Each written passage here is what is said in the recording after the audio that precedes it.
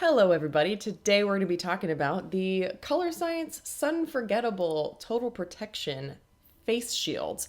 We're going to talk about their new launch, which is the Colorescience Flex Shield, as well as an older one that a lot of people love, which is their Glow Shield. Both of these sunscreens are all mineral. They're water resistant for 40 minutes. They're both SPF 50, but the Flex is, it comes out white and it's like a shade adjusting sort of tint, and then the Glow Shield is, as the name suggests, quite glowy and has light reflecting particles. I've been testing these for a few weeks and I got some thoughts, but before we get started, I would love if you would hit that subscribe button for more sunscreen reviews, minimal makeup looks, product reviews, no bullshit beauty, and let's jump in.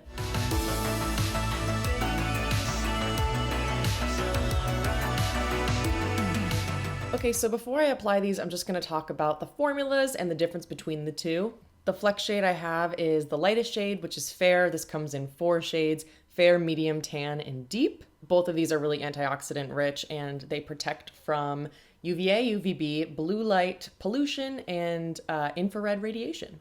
Now, the difference in sun protection between the two is that the Flex Shield has iron oxides, which add an additional layer of protection so that the Flex is PA++++, whereas the Glow Shield is 3 pluses. So if you are really looking for extra protection, I believe iron oxides particularly help with blue light, then I would go for the Flex Shield. These have super similar formulas, which is like a little bit of tweaks in the ingredients here and there. The Flex obviously has the iron oxides and zinc oxide. It has niacinamide, bisabolol, which is supposed to be a skin soother, something called lipochromin. I'm reading off my computer. Lipochromin, which is an antioxidant. It's got silver ear mushroom extract, which is apparently more hydrating than hyaluronic acid. It has Infraguard, which protects, it's an antioxidant that protects against infrared radiation. And it has something called Vital EAT. I don't know, it's Vital ET, and it's a more bioavailable form of vitamin E. The Colorescience Glow Shield also has 12% zinc oxide. It does also have iron oxides, but I believe not as much as this because this is 4 PA pluses. It has pearlescent pigments to give you kind of like a highlighter-y effect. It also has lipochromin, bisabolol, the Vital ET, niacinamide, Infraguard, but the difference is it has something called Phyto Moist, which is a 10 out of 10 name. Provides 4 times the hydration of hyaluronic acid. So, okay, pretty similar. This just has Phytomoist and this has like snow mushroom extract. The prices of these I see have a pretty wide range online. On Colorescience, this retails for $42. On Dermstore, they're $39. On Lovely Skin, they're $33. So I would definitely do a little bit of research online. Check out Lovely Skin. I buy a lot of my skincare through them at very discounted prices. And now let's get into my thoughts. I'm gonna apply the Flex first since this is the new launch. And I'm going to give it a good shake because it's got those suspended pigments in it. And what's interesting is my pros and cons of these are exactly the same. And I'm going to apply each on my face in separate clips. And then I'm going to combine them and mix them together. So stay tuned for that. Right off the bat, I think you can see this is terrifyingly white and thick and heavy. I think for me with this, what I do for you guys, let me tell you. I can't even hide my thoughts on this. I've seen so many people rave about these, but I just find that this makes my face look so flat. Like, it does start adjusting, as you can see. I mean, if I just kept rubbing here for a long time, you would see that it just starts adjusting to the color that it's supposed to adjust to. But I think you can tell it's quite heavy looking, and it's definitely not the best color for me. By the way, I'm about to take a Peloton, so I don't care how I look right now. I'm kind of like slathering it everywhere.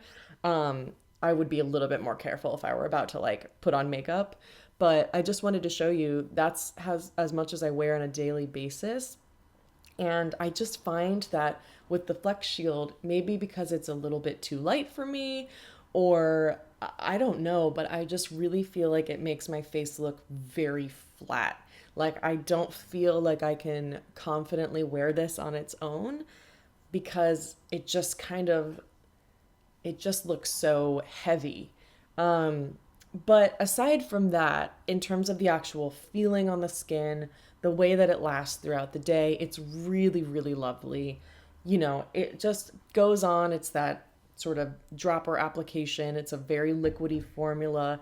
And then it kind of dries down to a demi-matte finish. So, what I would say is if you are normal to oily, you would probably absolutely love the texture of these because it's very thin, lightweight, and then dries down to a demi-matte finish so that, it doesn't sort of disturb your makeup or anything like that.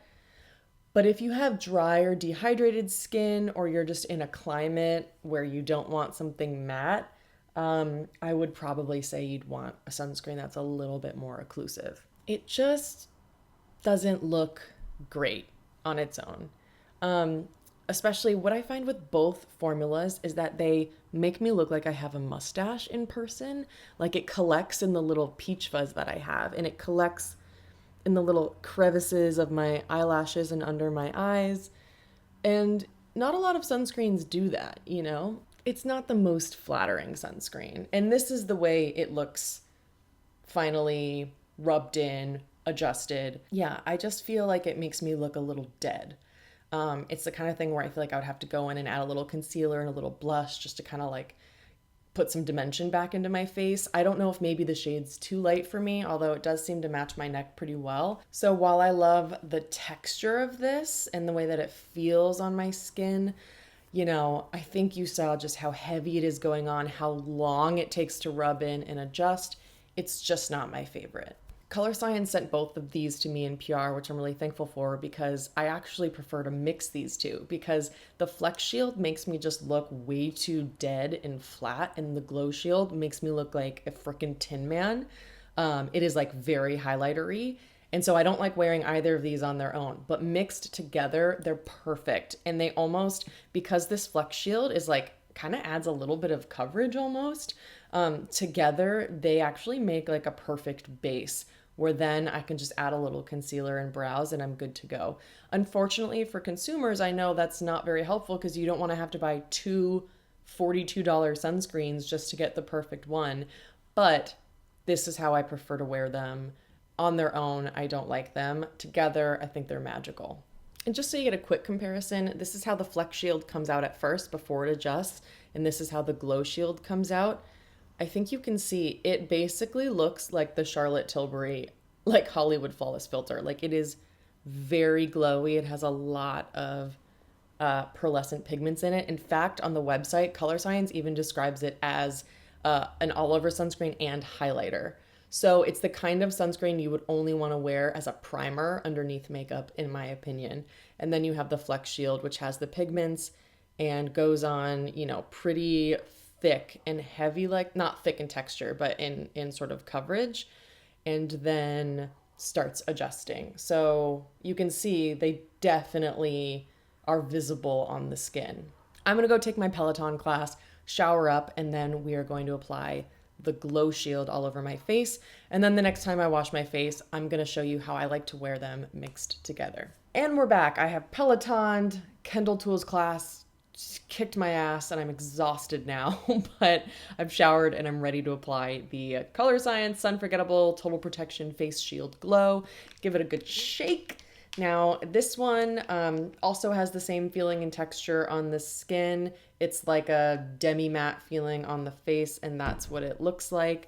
So the difference is that it has pearlescent pigments that give you a glow. What's interesting is I was looking on their website and it actually says that you can use it as a highlighter, which I thought was kind of ridiculous because like who's gonna use this as a highlighter? I mean, when there are so many like incredible, makeup products for highlighters, but to each their own, judgment-free zone, if you will.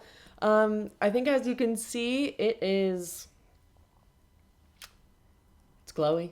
It's very glowy. Again, same thing with the Sunforgettable Face Shield Flex. I don't like to wear this on its own. It is just too much like the Tin Man on my face. I just don't think that I could go out in public like this and feel like I look normal. I'm not sure how anyone could wear this and feel like they look good. I don't mean that as like a negative thing. It's like really, really reflective. Like it's metallic. But again, I love the thin texture. I love that it's spreadable. It feels great, never irritates my face. Love the protection.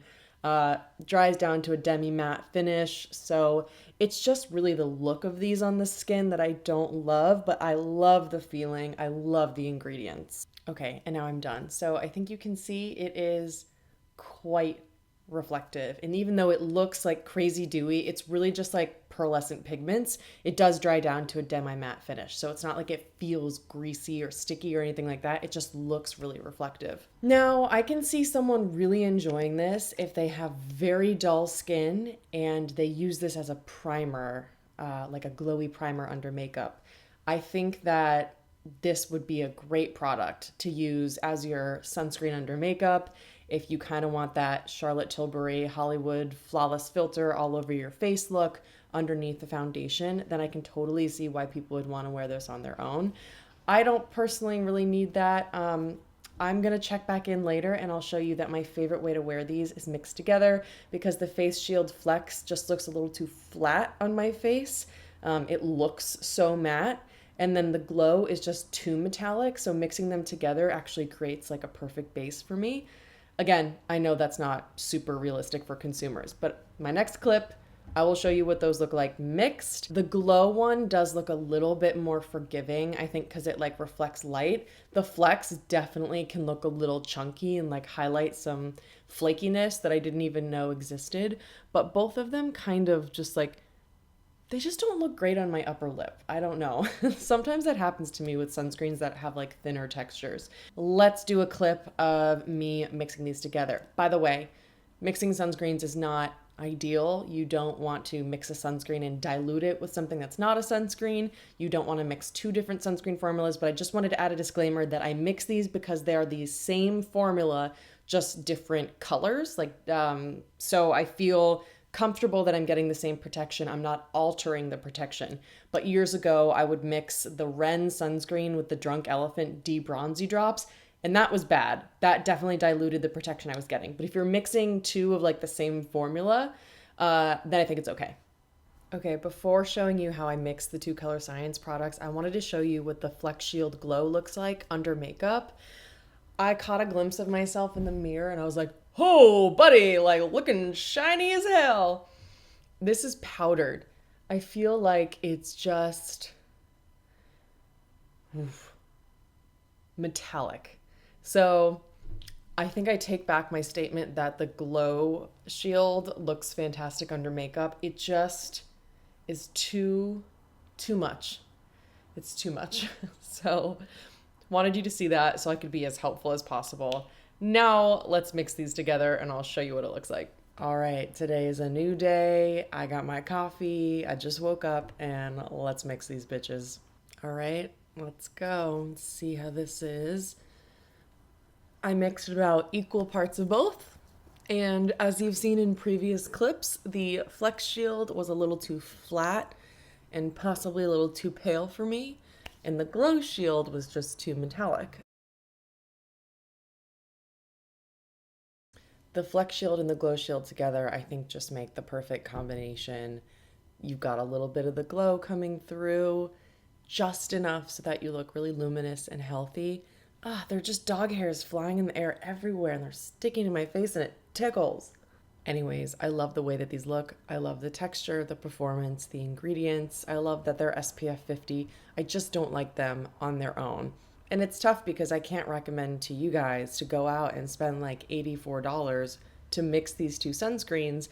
But I guess if you have the budget, if you are having trouble finding a sunscreen that you'll wear every day, you want something that is high SPF with skin-loving ingredients, and you like the customization of being able to mix both, then I would recommend it. But to normal consumers, it's just too much.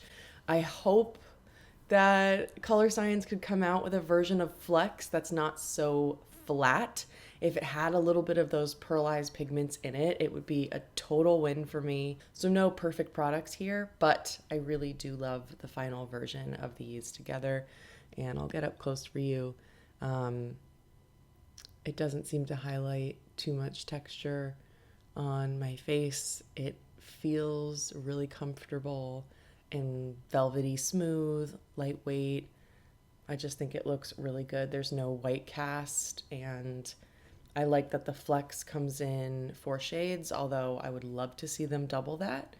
And hopefully this was helpful to you. Let me know if there are any other sunscreens you want me to review. Just keep them all mineral because that's all my skin can tolerate. And I'll see you next time.